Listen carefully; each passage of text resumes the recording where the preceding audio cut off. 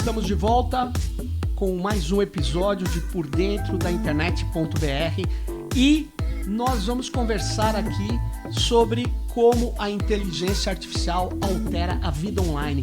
Como a inteligência artificial altera a internet. E para conversar sobre isso, nós estamos aqui professor Demi Getchko, que é o presidente do NIC.br e um dos pioneiros da internet no Brasil, e com o Paulo Kuester. Errei ou acertei, Paulo? Não, tá certinho. Obrigado. Cientista da computação, mestre em inteligência artificial e coordenador de ciência de dados dentro aqui, um dos coletivos do NIC.br. Bom, obrigado, Paulo. Obrigado, Demi. Novamente aqui. E a minha pergunta é essa mesmo. Como é que a inteligência artificial está alterando a internet? Acho que eu vou deixar o Demi começar, né? Bom, então vamos lá.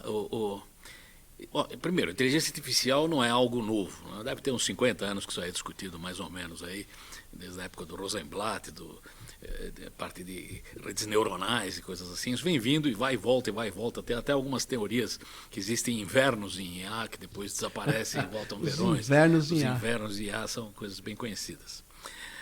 Para entrar nessa sua pergunta, vou deixar depois o Paulo expandir um pouco mais, mas eu diria até o contrário, né? Na verdade, não é a IA que está interferindo na internet. Na verdade, a internet é que deu um substrato enorme para a IA. Quer dizer, por que o atual verão da IA é tão poderoso? Porque uma das coisas da IA fundamentais é a aprendizagem de máquina. Quer dizer, como é que você consegue fazer seu programa aprender sozinho, né? Só para fazer uma ilustração a respeito, nos velhos tempos, anos 70, 80, quando eu estava na USP, você tinha duas formas de jogar xadrez automaticamente. Ou um programa que tinha lá instalado um algoritmo de jogar xadrez e você, em geral, ganhava dele, com alguma dificuldade, às vezes ele ganhava de você.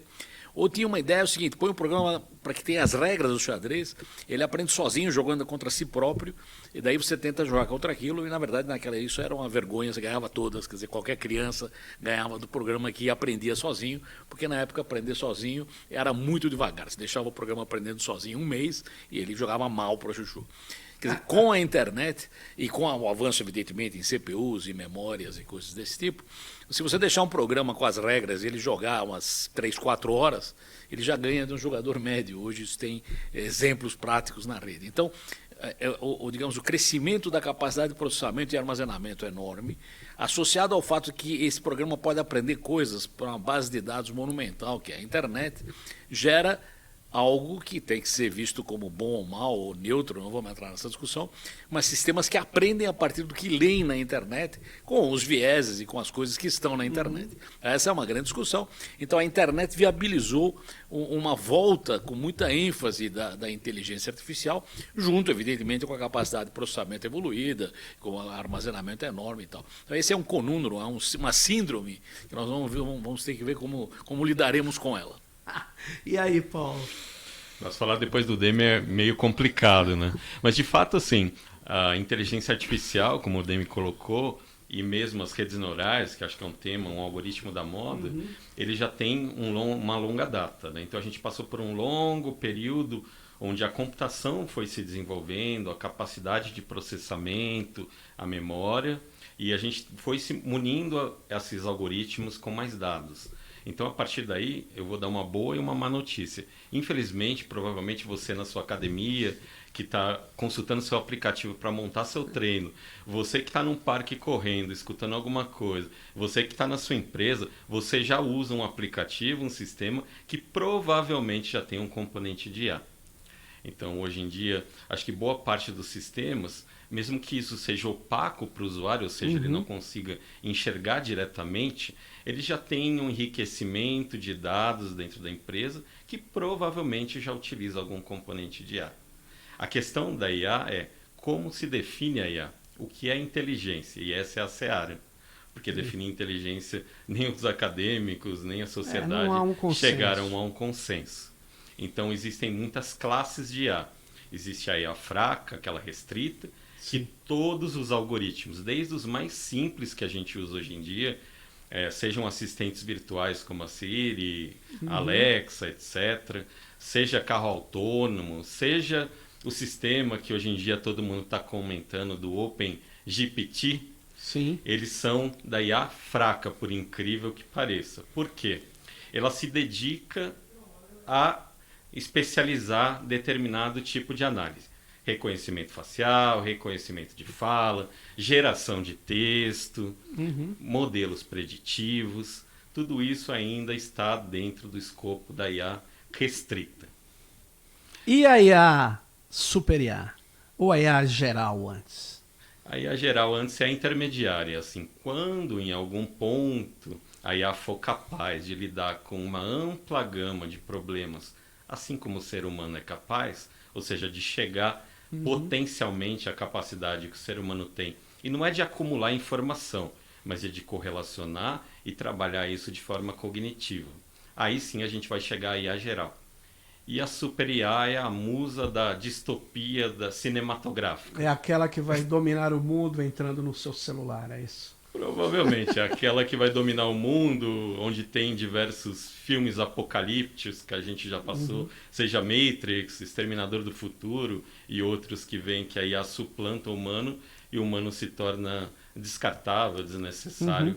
Isso não existe, não está perto de acontecer e em algum ponto... Mas pelo que, Paulo, você e o Demi estavam falando, então parece que o que tem um grande uso hoje e que está fazendo muito sucesso é essa inteligência artificial que, na verdade, é um aprendizado de máquina que pode ser profundo, que pode ser com vários algoritmos, mas que, na verdade, é um trabalho com estatística, extração de padrões em alta velocidade, com alto processamento. Bom, veja, primeiro, existe uma certa confusão hoje, porque é chique você chamar qualquer coisa de IA. Então, a primeira coisa importante é você tomar algum cuidado, como bem falou o Paulo, que existem coisas que são IA, existem coisas que são algoritmos sofisticados, porém estáticos, fixos, que já existiam e que nunca eram chamados de IA. A nossa impressão digital era reconhecida nos bancos nos velhos tempos e até em entradas de prédios, a gente usava isso normalmente, nunca ninguém chamou aquilo de IA, porque aquilo é um processo de reconhecimento de padrões. Mesmo o reconhecimento facial em si pode não ser IA. O que caracteriza a IA são essas simulações de coisas humanas. Não vamos chegar em autoconsciência, mas é o fato de ele, por exemplo, verificar que errou e tentar se consertar. Isso é uma coisa que é um algoritmo que se altera, que você tem dinamismo no processo, você tem uma dinâmica no processo, e aí entra a aprendizagem de máquina. Quer dizer, se o sujeito comete o mesmo erro o tempo todo, do mesmo jeito, isso não é IA, porque ele está fazendo... O ser humano não faz isso, ele, em geral, tenta aprender com os erros para errar melhor no futuro. Então a IA está nessa fase de aprender com os erros para, como diria o Milor, aprendendo com os erros é que erramos melhor mais para frente. Então, a moral da história é a seguinte: primeiro, existe evidentemente essa mercadologia de ou IA, isso, aquilo. Certamente IA está avançando muito rápido, mas eu pessoalmente classifico IA algo que tem condições de se alterar a partir do ambiente, a partir da experiência, como faz o ser humano, e isso provavelmente está ligado à aprendizagem de máquina, e se um algoritmo, se uma estrutura não se altera, é fixa o tempo todo, isso é computação tradicional, pode ser extremamente sofisticada, extremamente complexa, mas ele vai dar sempre o mesmo resultado para a mesma entrada. Então, algo que dá o mesmo resultado para a mesma entrada, não deveria ser IA, provavelmente, porque ele não aprendeu nada com aquilo. Boa explicação. Eu acho que eu vou continuar, acho que a partir do que o Demi colocou, é perfeita essa definição, porque dois autores que são muito famosos na computação, o Russell e Norvig, que publicam um livro que é referência em cursos de graduação e pós em IA e ciência da computação, especificamente no tema da IA, eles definem a inteligência como a capacidade de aprendizagem, porém, de um sistema demonstrar a capacidade de cognitiva. Então, a capacidade inteligente. Eu sei que inteligência é algo complexo, mas na verdade não basta aprender, tem que demonstrar um comportamento dito, entre aspas, inteligente. E acho que é um pouco do que o Demi estava falando. Interessante, tem que saber que errou. Infelizmente, assim, acho que, ou felizmente, as pessoas identificam a IA hoje em dia, porque vou fazer uma digressão um pouco longa, mas vou voltar rápido.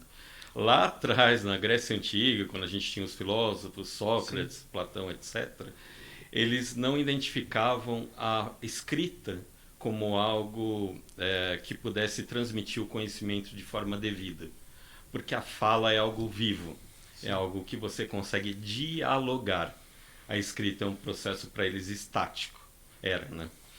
Então, acho que muito do que a gente associa hoje com inteligência tem a ver com a capacidade de diálogo, mesmo que seja com um sistema dito, entre aspas, inteligente, seja isso oral ou escrito. Então, esses algoritmos, de alguma forma, as pessoas identificam eles como inteligentes porque eles tendem a, entre aspas, agir como um humano no diálogo. Para isso que foi feito o teste de Turing, né? Teste de Turing. Mas eu quero voltar aqui à questão. E na internet hoje? Vocês estavam falando, várias coisas estão funcionando, algumas são IA, outras não.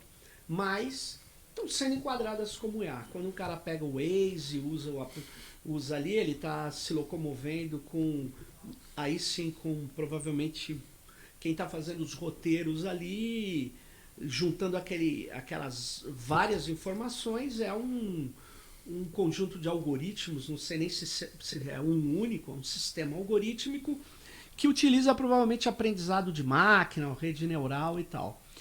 Agora, na estrutura da internet, não a inteligência artificial nas suas camadas, tirando a camada de aplicação, é claro, ela não está alterando ainda.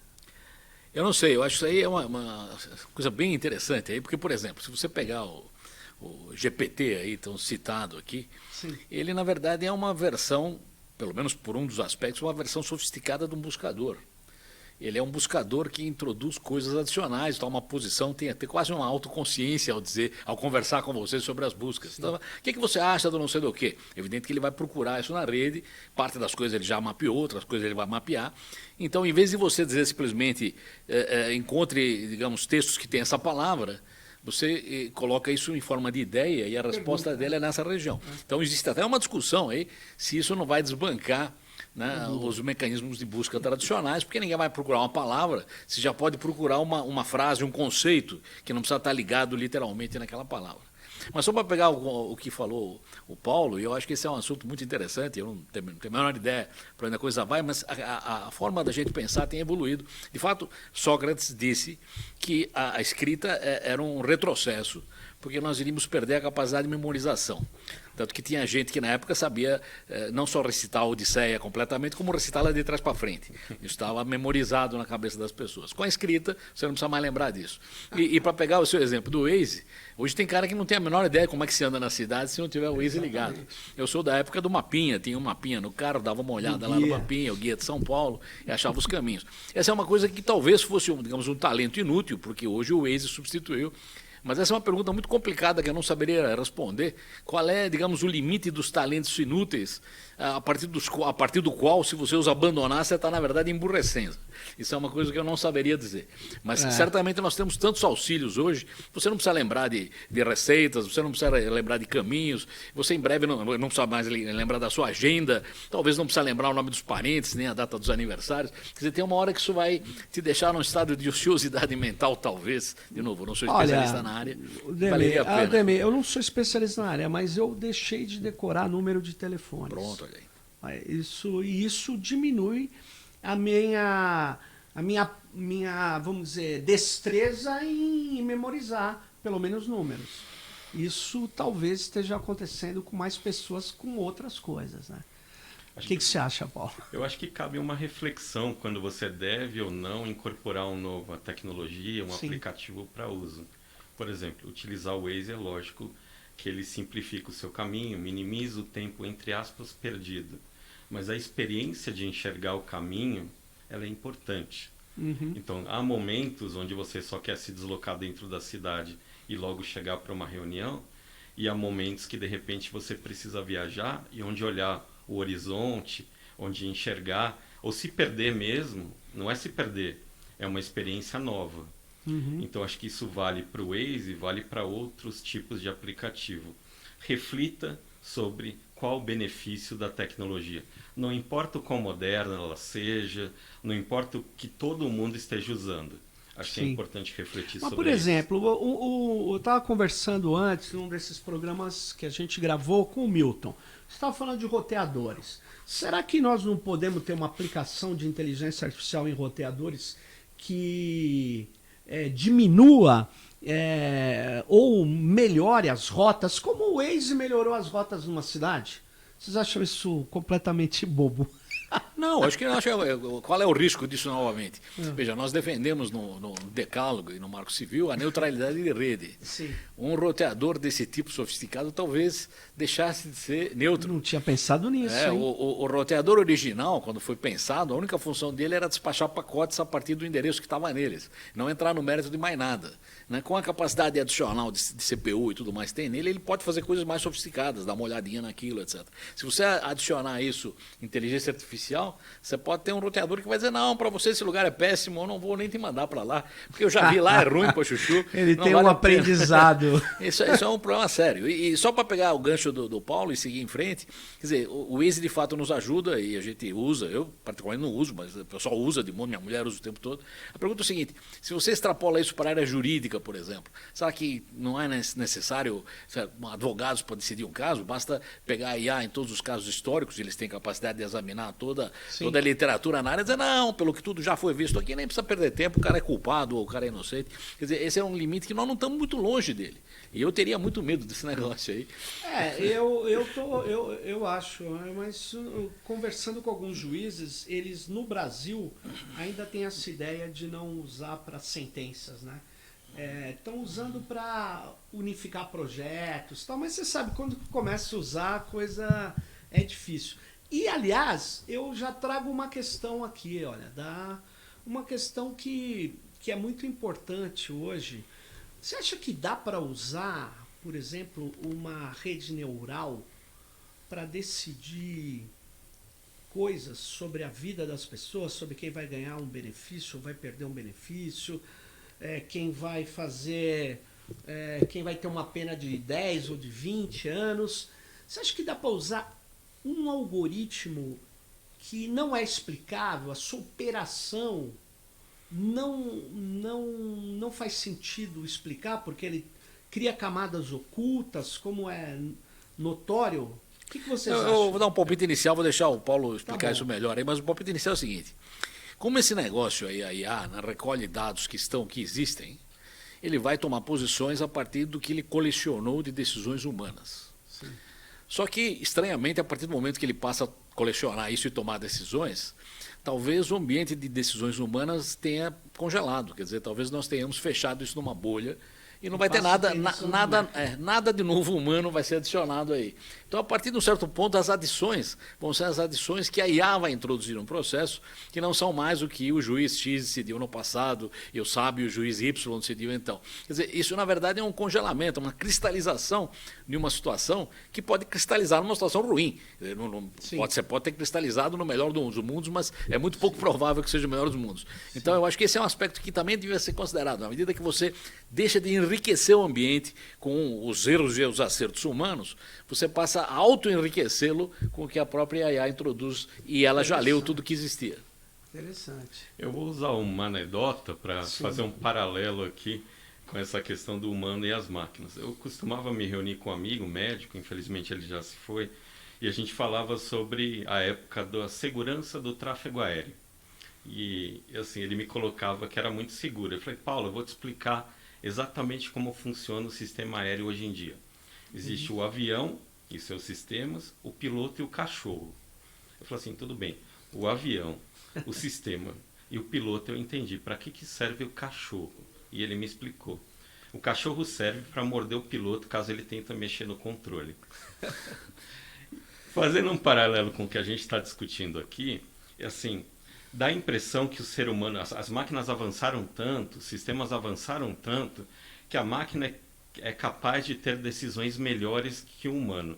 Nem sempre. O humano tem que fazer parte do processo decisório. De fato, os algoritmos podem apoiar, de fato, eles fazem coisas e processamentos no nível que muitas vezes não conseguimos, porém, o processo decisório deve incluir um humano. Isso seja na área jurídica, na área de medicina, em qualquer outra área. Se no futuro, talvez, no exercício de futurologia, a gente avançar tanto que permitem, em alguns casos específicos, onde não há muito risco, o algoritmo poder decidir sem interferência, ok, mas acho que a gente ainda não se encontra neste momento. Eu vou reforçar a minha questão que vocês passaram, deram um drible nela. A questão da explicabilidade. Hoje, existem vários médicos que usam sistemas de aprendizado de máquina. Sabe para quê? Para poder ler melhor imagens, para poder sofisticar diagnósticos, ter uma precisão. E esses sistemas são de redes neurais, tem camadas ocultas, ele tem dados de entrada, ele não sabe como chegou aquele diagnóstico. E eles estão usando na medicina. E aí, ao mesmo tempo, esses sistemas estão começando a chegar nos governos. E chega uma senhorinha lá com um pedido e o pedido dela é negado, né? E uma rede neural negou o pedido dela. E aí? Nesses dois casos, você não tem uma explicação, né? No caso do médico, ele no final é responsável, porque ele é um humano que leu aquilo. No caso da senhorinha, ela foi impedida de um direito que talvez ela tivesse. Como é que a gente vai resolver esse problema? Vocês acham que dá para usar coisa que não se explica? Então, eu vou começar e depois avançamos mais. Em primeiro lugar, eu concordo com você, porque existe, na minha opinião, algo que não se sustenta, que é a necessidade da explicabilidade. Isso é uma coisa que não se sustenta vis-à-vis aprendizado de máquina.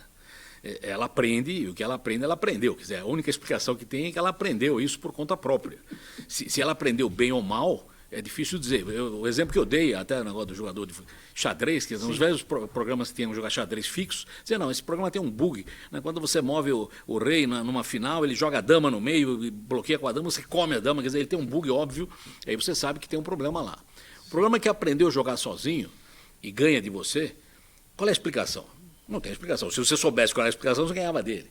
Então, você perde daquilo porque ele joga coisas que estão acima do que você consegue interpretar naquele jogo. Então, isso é um fato da vida.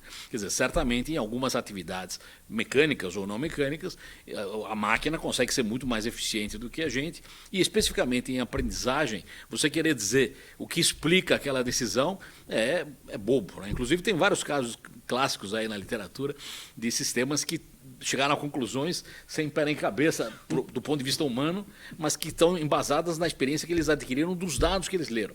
Então, meu ponto nisso é desistam de querer a explicabilidade de algo, verifiquem o risco que tem em assumir ou não a decisão que foi tomada, porque evidentemente tem um risco embutido, mas se você dizer o que explica isso, o exemplo que você deu, por que não deram auxílio para a senhorinha lá? Não deram porque o sistema fez as contas e viu que, do jeito dele, nas pessoas que moram naquela rua, que tem aquela idade, que tem o peso dela e os cabelos castanhos ou claros ou não sei o quê, quando fizeram isso no passado, o dinheiro não voltou, não era para dar. Acabou. Essa é a decisão do sistema. Isso não quer dizer que você deve seguir isso no ser humano. Um exemplo óbvio, o sujeito vai pedir um empréstimo. Quando vai pedir um empréstimo para um ser humano, ele fala, porque meu filho está doente, minha mulher não sei o quê. Ele fala, bom, eu sei que da última vez você não pagou, mas seu filho está doente, tô aqui o empréstimo. Isso é uma decisão humana que pode não ser racional do ponto de vista financeiro. Não, você não vai querer encontrar esse tipo de reação num sistema. Aí vai olhar e falar, desculpe, esse sujeito aí não vai pagar, a chance é 90% que ele não vai pagar, não tem que dar empréstimo nenhum. Essa é uma decisão que nós temos que tomar, se vamos para esse lado ou não, que afeta a humanidade. Interessante. Depois eu quero comentar sobre isso. Vamos lá, Paulo. Eu vou por uma abordagem mais técnica, talvez, acho que para complementar a fala do Demi. De fato, assim, existem classes de algoritmos que são mais opacas. Então, depende da aplicação e do tipo de algoritmo, é difícil buscar, como o Demi já colocou, essa explicabilidade desejada.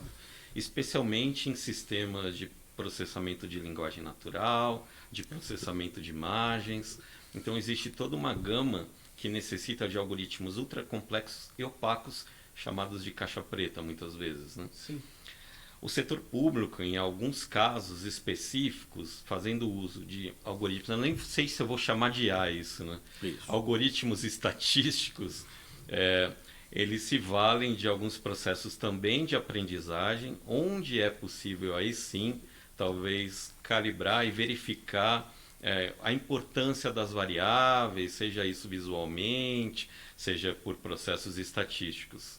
Então, isso não resolve o problema, talvez você tenha sistemas especialistas, talvez de menor potencial de acurácia, mas que, lógico, caminham em direção a uma explicabilidade melhor. Mas, de novo, eu não sei se eu chamaria isso de IA. Eu vou fazer uma provocação aí, só para deixar na mesa. O pessoal muitas vezes avisa que não, esses sistemas de IA que aprendem têm viés. A minha leitura disso é o seguinte: esses sistemas que aprendem a partir de dados, né? Pode ser que os dados tenham viés. O sistema em si, na minha opinião, não tem viés. Ninguém escreve um sistema com viés.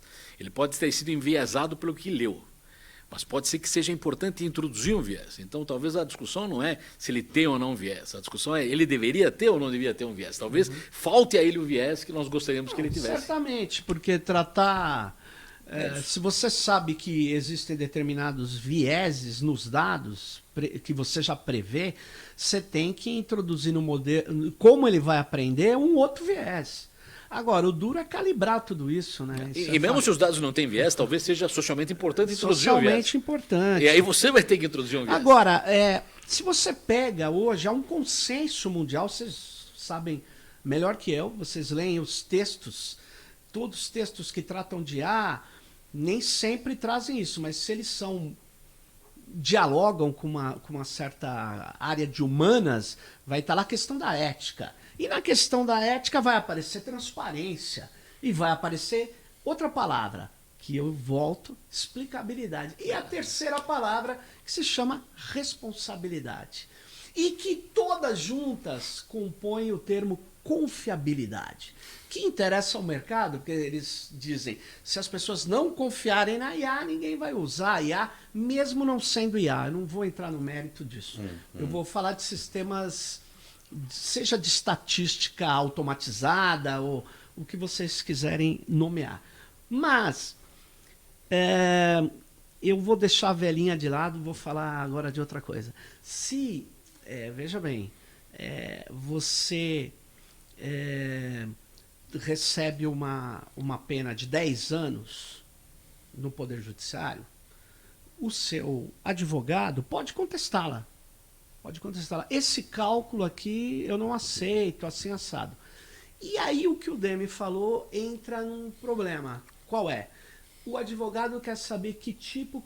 A gente chama isso normalmente de memória de cálculo. Você sabe que isso em várias e várias questões, na Previdência Social, nos direitos sociais, nos direitos criminais, civis, etc., a memória de cálculo é algo que é contestável, é discutível e que no final o juiz pode, sem dúvida nenhuma, bater martelo de um lado ou de outro. Mas se eu não sei como você fez a sua memória de cálculo, a minha defesa está muito prejudicada. É nesse sentido que eu falei. E eu vou dar um outro pior para vocês me agora colocar também, que nem o Demi faz, joga as bombas na mesa. A questão é a seguinte. Você pega, como que chama aquilo? Explainable Artificial Intelligence, XAI lá. Esses caras, por que eles estão querendo explicar a inteligência de máquina? Porque senão nenhum senador americano vai aprovar o uso de policiais robôs, ou se ele não puder explicar por que o policial agiu com violência, policial robô, ou drone contra um humano. Então a explicabilidade está nesse sentido. Como é que vocês veem isso? Bom, isso é bastante complicado. Eu sinceramente acho que em alguns sistemas complexos, principalmente de IA, é muito difícil você dizer qual é a explicabilidade que ele aprendeu assim, né? Agora, uma coisa importante na IA que você consegue vantagem no caso é o seguinte: no caso, por exemplo, de policiais robôs, você não vai ter aquela efusão de sentimentos que um humano tem, que eventualmente faz agir contra as regras, porque o robô seguirá nas regras do Isaac Asimov, tá certo? Seguirá, digamos, o básico dele. Pode ser que a decisão seja errada, mas ele certamente não será afetado por rompantes de emoção. Se bem que hoje tem alguns exemplos de GPT que você fica na dúvida se de fato aquele negócio tem ou não algum tipo de exatamente, de consciência, né? Vou dar um exemplo muito curto. A seguinte pergunta em linguagem natural, que aliás é um outro grande avanço. Pergunta-se ao GPT. A mãe de Tiago tem 4 filhos, Helena, João e Martim. Qual é o nome do 4º filho? E aí o GPT escreve, não sei qual é o nome do 4º filho. Ele fala, mas vou repetir a pergunta. A mãe de Tiago tem 4 filhos, João, Helena e Martim. Qual é o 4º filho? De Tiago. É óbvio que é Tiago. Quer dizer, você diz, mas esse é um comportamento humano. Nós erraríamos isso porque a gente não presta atenção na frase. A IA devia ler a frase e entender a semântica da frase. Ela não tem desculpa para errar isso aí. Então, esse é um erro humano. Porque ela fez uma análise via internet. Ela fez uma análise humana no processo, não uma análise realmente de semântica. A semântica é claríssima, isso não dá para errar isso aí, no ponto de vista de linguagem. Mas, em suma, esses são exemplos interessantes aí. Mas é porque ela já errou conta, você sabe, né? Sim, bom. Porque ele busca... Na verdade, ele não faz... Ele não é simbólico, né? Ele é conexionista. Ou ele aprende na rede, né? E aí ele erra. A mãe do Tiago, eu não sei quem que é o Tiago. Pois é. Ele não entendeu a frase, ele só foi atrás dos 3. Tem também um caso mais óbvio, que ele pergunta o que pesa mais, o ovo da galinha ou o ovo da vaca. Vocês devem ter visto isso já. Ele disse que o ovo da vaca é umas 4 vezes mais pesado. Por quê? Porque ele focou no negócio de galinha versus vaca, um é maior que o outro. Então, obviamente, o ovo da vaca é maior que o da galinha. Ele não foi a fundo para ver se a vaca põe ovo ou não. Em suma. Olha só, isso olha... Essa foi grave. Mas diga, Paulo. Vamos lá. Eu acho que assim, é lógico que existe um grande esforço do mercado, dos agentes, da academia, em focar na explicabilidade. Isso é razoável, ainda que a gente não consiga atingir essa excelência, para quando a gente começar a popularizar a IA fora das big techs, em empresas de médio e pequeno porte, e começar a vender sistemas massivamente com componentes de IA, é preciso dimensionar o risco. E aí é natural que um grupo de especialistas ou academia, enfim, pesquisadores da área se dediquem a tentar trabalhar na área de explicabilidade. Eu preciso dimensionar o risco, eu preciso acomodar sistemas de IA dentro da área de conformidade, dentro das empresas. Então eu acho que assim, esse é um esforço que está sendo feito. Talvez, não sei se é bem uma tendência, mas de fato... tem sido buscado de forma bem forte pelos especialistas. Então, o que eu estou percebendo aqui é que todas essas palavras mais usadas, eu acho que se a gente der uma busca agora, fizer uma análise de palavras mais empregadas junto com IA, você vai encontrar ética e vai encontrar essas 3 que eu falei.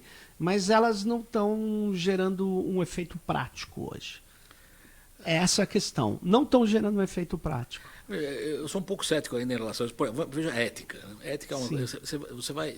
IA é uma ferramenta que a gente usa. Sim.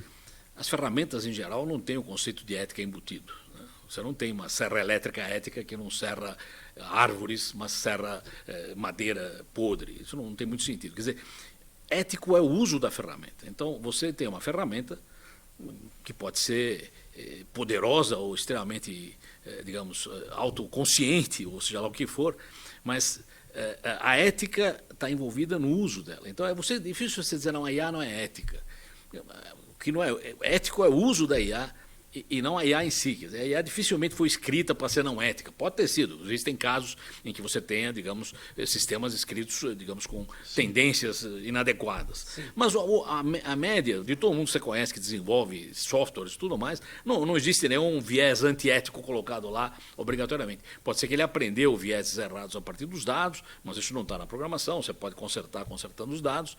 Mas você taxar a ferramenta de ética ou não ética me parece um despautério. Não. Quer dizer, na verdade, o que é ético é o uso dela. Você pode ter um machado, pegar um machado, posso usar um machado de uma forma muito antiética. Ele Sem não dúvida. é ético nem antiético. É ambivalente. As tecnologias, em geral, são... Em geral, eu falo em geral, porque tem tecnologias que não são ambivalentes. Mas tem, em geral, são ambivalentes. E aí, Demi, nessa ambivalência, você falou um negócio aqui fundamental. Você disse que é o uso que é ético ou não ético. Mas e a finalidade, não é? Então, essas coisas, uma frase que eu li também de novo, a gente cita as frases dos outros porque não gera as próprias. Então, o sujeito falou o seguinte, olha, não é a IA que vai tirar seu emprego, é o cara que usa IA que vai tirar seu emprego. É uma frase verdadeira. Mas essa frase é muito verdadeira. Eu estava deixando para o final essa questão que existem vários pesquisadores que analisam o aprendizado de máquina por reforço, por o aprendizado profundo, etc. E dizem que o que está acontecendo hoje é que eles estão alimentando um trabalho precarizado. Vocês podem notar isso ou não? Por exemplo, o tagueamento que se faz de imagens e tal é feito sobre um trabalho muito mal pago. E isso é fundamental para que façamos essa coleta e o treinamento dos modelos, que depois vão ser aplicados. Então, por outro lado, você também tem todo um uso que visa reduzir custos e nunca você ampliar a base de atendimentos. Por exemplo, quando chega a IA no governo, vários pesquisadores têm notado isso, ela chega para otimizar as ações e, em geral, otimizar tem uma ideia de eficiência, né? Então, aí no final das contas se diz, a IA não está a serviço da autonomia hoje. Quando ela chega, ela está a serviço especificamente, mais precisamente, da lucratividade. Aí você pode dizer assim, pô, isso é um exagero. Eu conheço empregos da IA para melhorar vamos dizer assim, a vida das pessoas. Então me dê 2 exemplos. Eu vou começar com um exemplo prático da parte boa, que é a parte mais divertida, né? Sim, claro. Então a gente tem muito contato aí com várias instituições multilaterais, Unesco, sim, enfim, que trabalham a IA do ponto de vista positivo. A IA para o bem, que eles comentam, né? Um desses centros, para ser bem específico, ele está na Eslovênia. Ele se dedica a olhar para a IA do ponto de vista de oportunidades para atingir os objetivos do desenvolvimento sustentável. São vários, são publicados pela ONU, mas para ser ainda mais específico, por exemplo, mudanças climáticas. Então, existe um potencial grande de interlocução com governos subnacionais ou mesmo governos locais para poder fazer uso da IA, para entender determinados comportamentos do clima e poder atuar de forma preventiva. Então, estamos no âmbito de algo positivo, onde a IA pode ser aproveitada e existe, inclusive, um diálogo de várias instituições para poder fazer isso em conjunto, e não só do ponto de vista comercial. Mas acho que eu vou deixar agora o Demi continuar. Não, eu acho que o exemplo do Sérgio é um exemplo até cruel num certo ponto, porque eu falo o seguinte, a IA não está desempregando, está subempregando uma porção de gente. É isso que eu falei. Mas qual é o objetivo? O objetivo é que na segunda fase serão desempregados, porque eles já terão treinado a IA. Então, eles estão sendo usados como massa de manobra, exatamente, bucha de canhão. Então, esse é um ponto importante. O negócio me veio à mente, agora eu li um artigo uns 10 dias atrás aqui, que é uma ideia antiga que ressurge, tem um negócio chamado ludita.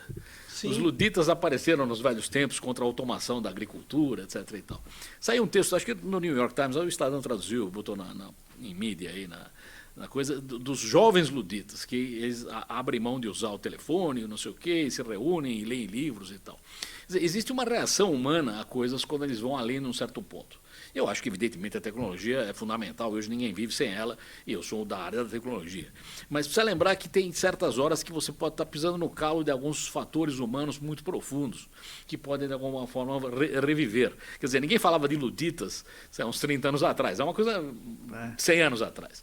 Volta-se ao tema, quer dizer, são comunidades que tentam se organizar em formas ecológicas, primitivas. Isso, de alguma forma, é um reviver de temas que foram abandonados pelo brilho da tecnologia. A gente continua achando que a tecnologia tem enorme importância, enorme brilho, mas não podemos esquecer que, no final das contas, o objeto dela acaba sendo o humano, e tem uma hora que o humano pode não gostar do que está acontecendo. E não está gostando em alguns momentos, né? Não está gostando.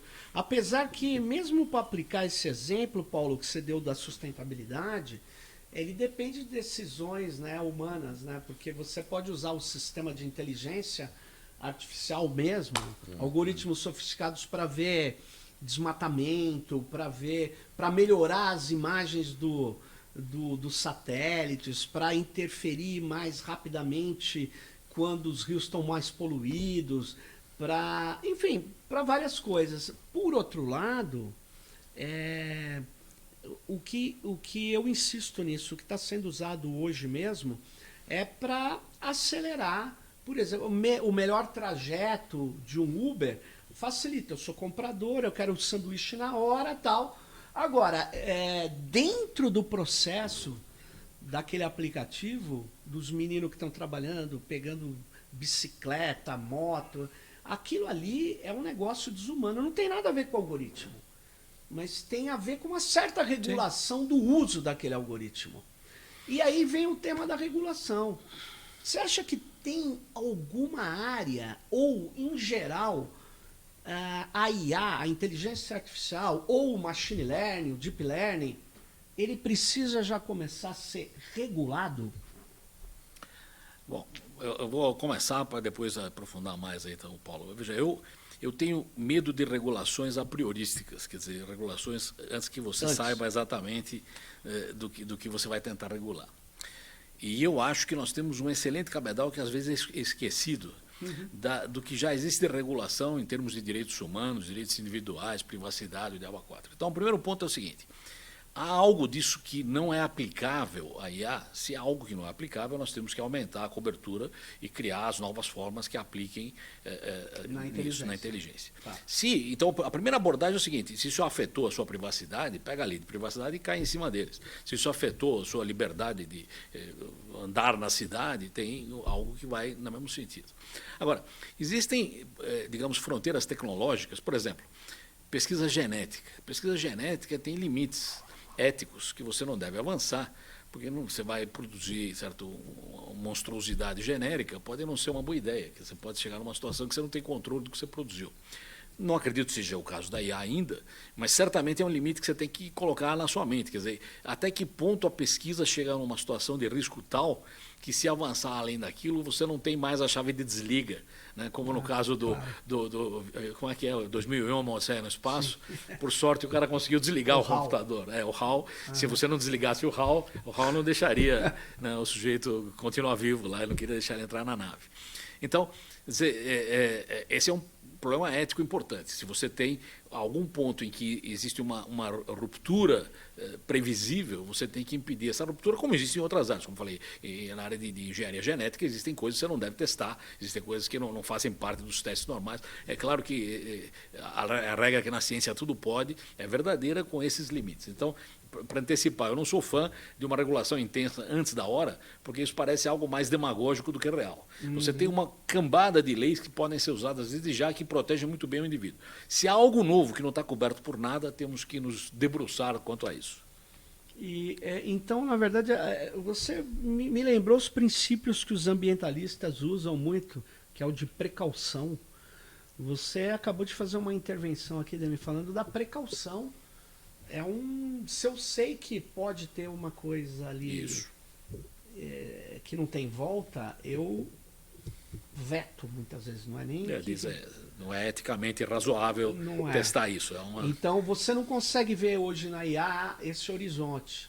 Eu acho que ainda não está claro. Vetado. Ele pode ficar mais claro à medida que a aplicação da IA for evoluindo. Quando você tiver mais IA sendo aplicada, você vai dizer, não, essa é um tema em que tem que ser entregue ao homem. Eu não vou querer que a IA decida, por exemplo, a pena de morte de alguém. Claro. Então, esse é um limite.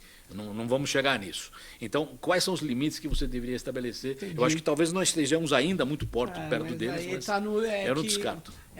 Antes de morrer, o Stephen Hawking, se eu não me engano, ele participou junto com vários filósofos, cientistas da computação, especialistas em IA, do manifesto. E ele falou que isso era ele diz, mas que é o uso não militar, não letal da IA. Isso aí. Eu achei que... Mas isso todo mundo aplaudiu e depois entra no esquecimento. No esquecimento. Mas o É interessante. Fala, Paulo. Diga aí. Eu também acho que eu concordo com o Demi, assim, eu não gosto muito da ideia de sair regulando tudo a priori, assim, eu acho que não acho uma boa ideia, é um campo novo que está emergindo, a gente não tem ideia das aplicações e implicações disso, como o Demi já colocou, a gente já tem leis para poder resguardar o indivíduo de várias situações, é importante acompanhar o debate internacional e percebendo como isso vai evoluindo. Eu acho que hoje isso está sendo lidado em diversos fóruns internacionais e é importante acompanhar para perceber onde talvez o governo não esteja dando a devida atenção. E aí eu volto para o setor público. Você falou um pouco do mercado, falou um pouco de regulação. Acho que é importante o setor público começar a se apropriar disso, até do ponto de vista da matriz de trabalho, né? A IA, ela é um risco e oportunidade, mas ela é uma tecnologia que está emergindo. Onde ela poderia ser aplicada para o bem?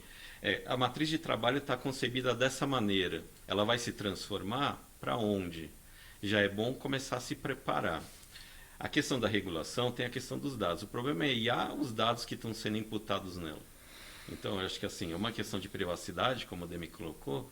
Eu acho que é importante o setor público acompanhar o debate para poder se preparar e preparar o país para essa evolução, né? Muito bom, Paulo, porque você me trouxe um negócio, o Demi já tinha falado, você colocou de novo, e aí eu vou voltar com a minha velhinha aqui.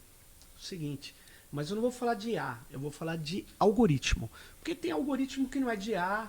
Bom, vocês deixaram bem claro aqui. A pessoa, ela chega num lugar, como um hospital das clínicas, e ela agendou sua internação e a sua operação naquela fila enorme que tem do SUS, mas ela tem o direito, ela vai ser atendida. Aí ela não tem 2 ou 1 documento. Se ela está com um burocrata, por isso que eu diferencio a gestão algorítmica da burocrática. Se ela está com um burocrata que, em tese, também tem competências definidas, tem que seguir as regras, tararará.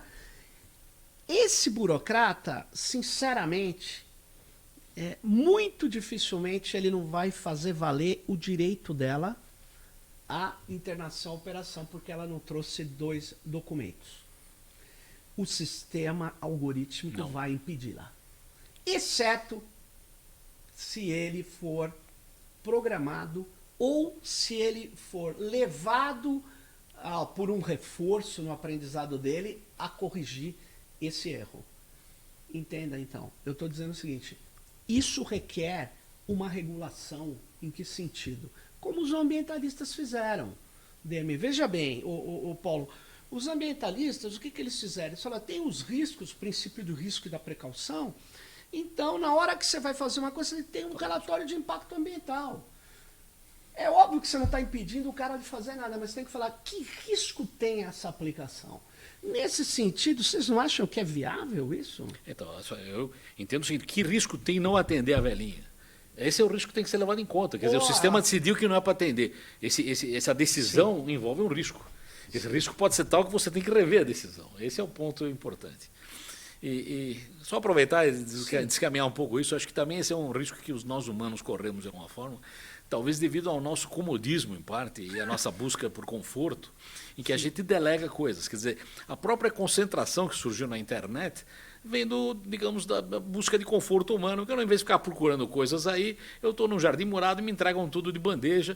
Algumas coisas que eles entregam, inicialmente eu não gostava, mas depois acostumei. Agora estou acostumado com aquilo, está ótimo. Quer dizer, é um comodismo, é a mesma história de você andar usando um sistema automático do que andar pela cidade. Antigamente, você andando sozinho, como bem falou o Paulo, você podia descobrir um negócio de uma igreja velha num lugar que você nunca tinha visto. Você passou num lugar, olha, eu vou parar aqui e dar uma olhada. Quer dizer, essa característica, digamos, humana, de você ter, digamos, incertezas a respeito, você abandona em troca do conforto de que alguém te deu a receita mastigada. Então, você não vai testar uma receita nova, porque você vai fazer o bolinho do mesmo jeito que sempre foi feito, está escrito lá que é assim. Quer dizer, as grandes descobertas foram por acaso, né? Eu não sei se a IA envolve o acaso.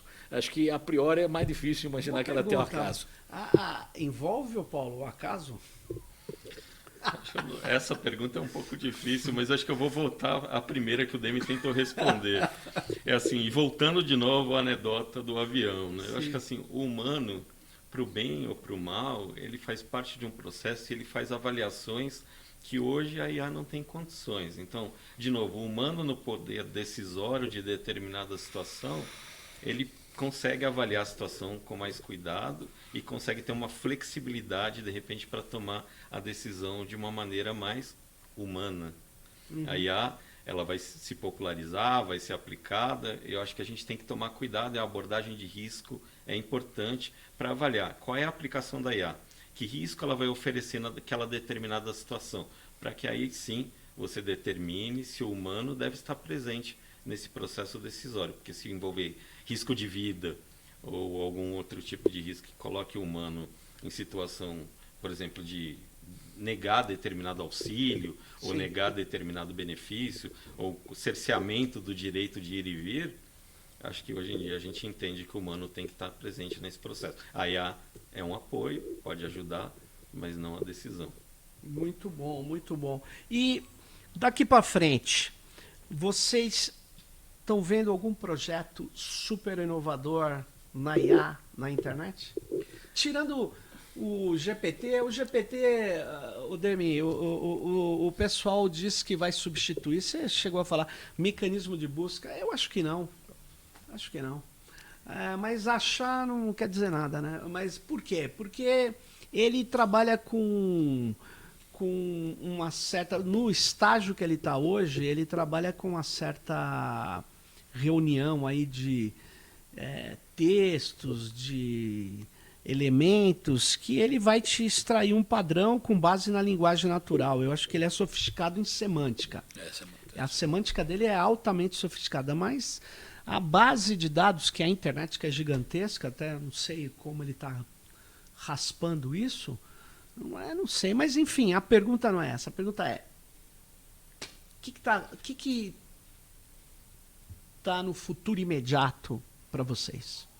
Na IA e a internet. Bom, na IA é difícil. Eu vou puxar para o jabaculê aqui do Nick, imediatamente, dizendo o seguinte: nós não nos arriscaremos e não temos, digamos, a ambição de contribuições na área de IA, mas nós medimos coisas e a gente gostaria de ser o termômetro, como já armamos aí, tem estatísticas a respeito, de como a IA evolui no país e como ela é sentida pelos que a usam. Então, nós temos o chamado Observatório de IA, que faz parte do projeto de IA brasileiro.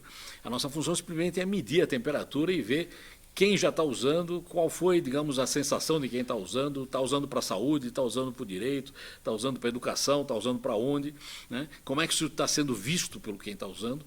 E isso é uma espécie de medição do clima da coisa, sem entrar no mérito se presta ou não. E isso é um insumo. E aí os que entendem de políticas públicas vão usar isso como um insumo e ver se vale de fato a pena pisar um pouco mais o pé no acelerador da regulação, ou esperar mais um pouco, ver o que é, o que não é. Então, a nossa função aqui no caso é observar o fenômeno.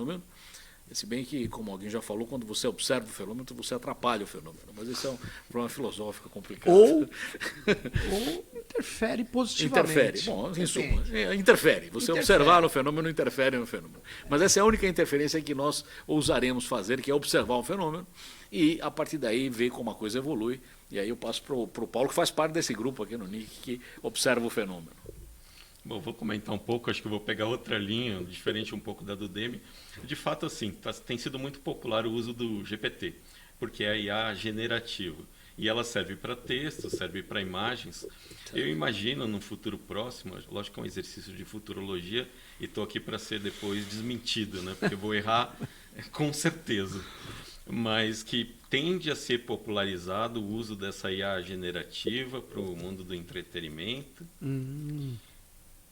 Para a produção de material artístico, eu acho que isso no futuro próximo tende a se popularizar. E determinados produtos que empacotam essa IA generativa para poder ser vendida para o setor privado, né?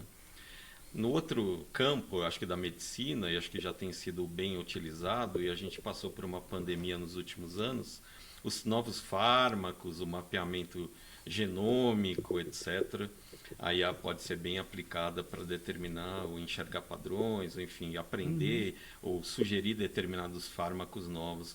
eu acho que na área da medicina e no campo da radiologia, por exemplo, tem uma boa aplicação futura. No campo do negócio, teve muitos processos de automatização. Então, a IA trabalhou em conjunto com processos de digitalização e automatização, onde processos repetitivos poderiam ser feitos por determinada tecnologia, tendo a ver que a IA poderia ter potencial para desenvolver novos modelos de negócio, ou seja, na área gerencial. Então, ela tenderia a migrar dentro da empresa de uma área mais operacional para uma área mais estratégica dentro da empresa. Mas, de novo, estou aqui para ser desmentido, provavelmente vou errar redondamente. Mas você está nesse observatório, né, Paulo, que o Demi descreveu. Você já tem publicações, tem um site? O que você aconselha quem tiver a fim de acompanhar vocês, acompanhar esse observatório, observar o observatório? Isso. E aí? Então, já tem quatro estudos já saíram aí sobre o uso de IA em diversas áreas, tanto na área cultural como na área de saúde, na área de... Em suma, está disponível, são todos dados abertos, que nós estamos montando isso ainda, mas já tem as estatísticas tradicionais que o CETIC produz na área de IA, mas nós teremos mais coisas do que isso, nós temos acordo com o pessoal da USP, que vai nos ajudar, por exemplo, a mapear papers, né, textos acadêmicos na área que são importantes. Tem outra área que é a parte de patentes, que você pode ver quantas foram registradas ou não. De novo, sem entrar no mérito de nada, mas para ter um lugar onde você recolhe isso. E uma terceira linha é uma linha de documentação. Por exemplo, tem a linha que ele falou aí, a Unesco escreveu um texto importante sobre ética em IA, tem o IRCAI lá da Eslovênia, o Canadá escreveu coisas, a Nova Zelândia escreveu coisas, em suma, você tem que reunir isso em algum lugar, porque senão você tem que ficar vasculhando a rede e tentar descobrir o que tem. Então, até para discutir quais são as tendências de legislações nacionais, era bom ter um arcabouço, lá, um conjunto de documentos que você possa olhá-los com conforto. Muito então, boa essa é a ideia. nossa linha de ter, digamos, um cabedal de informações que podem ser usadas para quem, de fato, vai ler aquilo para tomar conclusões. E isso vai estar disponível online. Vai estar disponível online. Olha aí, hein, gente, que pesquisadores de IA. Muito bom. Por quê? Porque, de fato, você tem tudo isso, já está na rede, boa parte, mas não é simples reunir. Não é simples. Muito boa iniciativa. Bom, nós estamos chegando aqui a 54 minutos e eu tenho que encerrar esse episódio, mas antes de encerrar, por dentro da internet.br, eu vou passar a palavra para o Paulo, depois para o Demi e encerramos. Fala, Paulo, o que você tem a dizer ainda que você não disse aqui, que é fundamental que você tenha dito? Isso é engraçado, Sérgio. Em primeiro lugar, te agradecer pelo espaço, imagina. pelo diálogo, tendo a oportunidade de dialogar com vocês. É difícil, às vezes, traduzir essa maneira mais técnica, como a gente entende a IA, para um público mais leigo. E acho que eu queria agradecer, no fundo, esse espaço para poder dialogar dessa maneira um pouco mais informal. E acho que dá a oportunidade de vocês conhecerem um pouco mais o trabalho do NIC, né? De fato, foi comentado aqui, a gente está em processo de estruturação de um observatório brasileiro de IA, e ele tende a beneficiar diferentes públicos, seja a academia, seja o setor público, seja um interessado, um jornalista, etc., ou seja, pessoas que simplesmente se interessam pelo tema, para poder acompanhar as tendências, as estatísticas que são coletadas sobre o mercado de IA, sobre o uso, a apropriação dessas tecnologias, seja também pela questão das patentes ou publicações acadêmicas. A ideia é de criar um ambiente que favoreça o intercâmbio de informações e que favoreça e floresça um ambiente saudável de desenvolvimento da IA aqui no país. Acho que é isso, Sérgio. Legal. Então, eu primeiro agradecer, evidentemente, a oportunidade. Acho que essa é uma excelente ocasião para discutir esses temas. Eu acho que esse ponto é importantíssimo. A gente tem uma iniciativa na internet, chama Ponto de Troca de Tráfego, que é onde os caras trocam tráfego praticamente a custo zero e conseguem se ajudar mutuamente. Devia haver isso também em termos de, digamos, ideias de IA e documentação, um lugar que você permita que exista uma discussão, um fórum de discussão a respeito disso, independente de tomar partido ou não, ter um fórum de discussão. E o ponto aqui na IA como em tudo na tecnologia, a gente tem que desvestir isso do que é capa de marketing, de mercado e de propaganda, ver o que tem de real aí. Tem, evidentemente, excelente aporte de ferramentas para o bem geral e também tem grande quantidade de riscos. E o ponto nosso é não abdicar da nossa capacidade de examinar isso com critério, examinar isso criticamente e poder tomar a posição que parece mais sensata em cada caso e seguindo, como disse aí o Nietzsche, humanos demasiadamente humanos. Humanos demasiadamente humanos.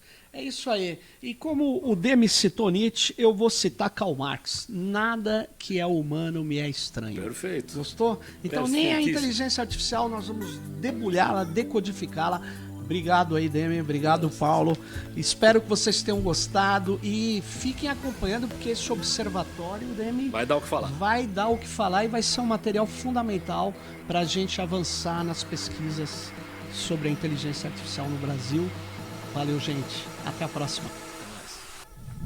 Até mais.